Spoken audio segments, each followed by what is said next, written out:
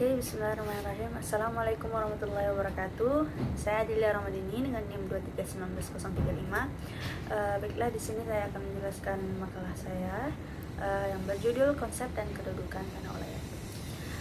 Nah, dari pengertian tanah ulayat sendiri yaitu tanah ulayat adalah bidang tanah yang di atasnya terdapat hak ulayat dari suatu masyarakat hukum adat tertentu. Nah, hukum adat sendiri adalah serangkaian aturan yang mengikat pada suatu masyarakat yang tidak tertulis dan bersumber dari kebiasaan yang tumbuh dan berkembang pada suatu masyarakat tertentu yang kemudian diterima menjadi hukum secara turun-temurun. Nah, tanah ulayat adalah kewenangan yang menurut hukum adat memiliki masyarakat hukum adat atas wilayah tertentu yang merupakan lingkungan warganya. Nah, kemudian perbedaan tanah ulayat hukum, tanah adat dengan tanah desa. Fungsi tanah ulayat hukum tanah adat yaitu untuk perumahan, fasilitas umum, kemudian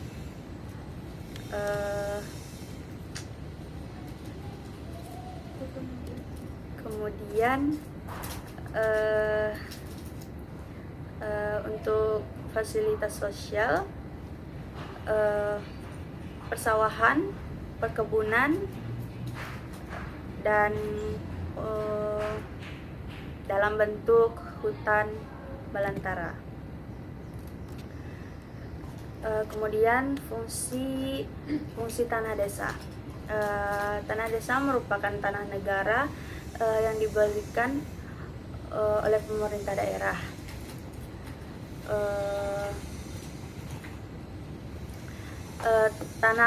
Tanah desa tidak dapat diperjualbelikan tanpa persetujuan seluruh warga desa, namun boleh disewakan oleh mereka yang diberi hak pengelolaannya. Selanjutnya adalah jenis-jenis tanah ulayat di Minangkabau. Tanah ulayat yang pertama yaitu tanah ulayat rajo. Tanah ulayat rajo ialah tanah ulayat yang penguasaannya penghulu dan letaknya jauh dari kampung, dalam bentuk hutan rimba, kemudian bukit, gunung, padang dan belukar, rawat dan paya, sungai dan danau, serta laut dan telaga. Yang kedua yaitu tanah ulayat nagari. Tanah ulayat nagari ialah tanah yang letaknya dekat dari kampung. Tanah ini penguasaannya penghulu dalam nagari. Tanah tersebut dapat berbentuk padang ilalang, semak, rumput, sungai, danau, dan sebagainya. Yang ketiga yaitu tanah ulayat. Tanah ulayat ialah tanah yang dipunyai secara bersama oleh seluruh anggota suku yang diwarisi secara turun-temurun dalam keadaan utuh. Dan yang terakhir adalah tanah ulayat kaum. Ialah tanah yang dimiliki secara bersama dalam garis besar keturunan matrilineal yang diwarisi turun-temurun dalam keadaan utuh yang tidak terbagi-bagi. Selanjutnya adalah harta pusaka. Nah, harta pusaka adalah segala hal, benda, peninggalan orang yang sudah meninggal. Harta itu menjadi hak perserikatan di dalam kaum oleh segala ahli warisnya. Menurut warisnya masing-masing, maka dikatakan juga harta pusaka itu adalah harta kongsi perserikatan bersama oleh orang yang setali waris dengan orang yang meninggalkan harta itu. Selanjutnya adalah harta pusaka tinggi. Nah, harta pusaka tinggi ini adalah harta milik seluruh anggota kaum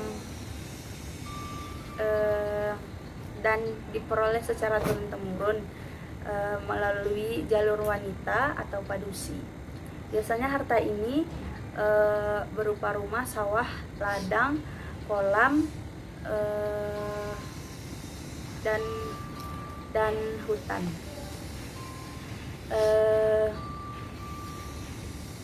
Selanjutnya adalah harta pusaka rendah. Nah, harta pusaka rendah adalah harta yang diperoleh dari jerih payah keluarga, baik ayah maupun ibu.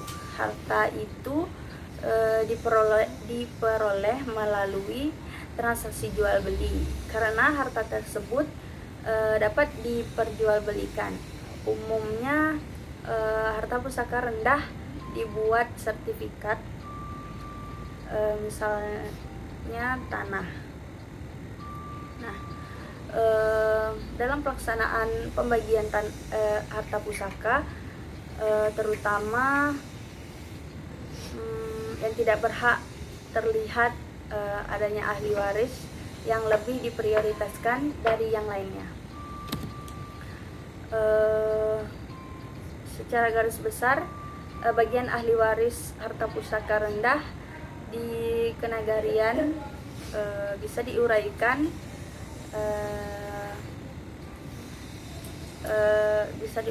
sebagai berikut. Yang pertama itu suami atau duda, yang kedua istri janda, kemudian yang ketiga anak laki-laki, yang keempat anak perempuan, yang kelima ayah dan ibu, dan yang terakhir adalah saudara. Kemudian materi terakhir yaitu harta kepemilikan. Nah, di Minangkabau, harta pusaka atau harto pusako dimiliki oleh keluarga dari keturunan Mandeh Saparwi, yang artinya orang-orang seketurunan dari ibu. Walaupun keluarga Saparwi itu memiliki harta itu, tetapi mereka hanya punya hak untuk memakai, namun tidak diperbolehkan untuk diperjualbelikan. Nah, harta dipunyai oleh anak cucu, cicit yang berjenis kelamin perempuan. Nah, mungkin cukup sekian penjelasan dari saya. Apabila terdapat banyak kesalahan, saya mohon maaf. Wassalamualaikum warahmatullahi wabarakatuh.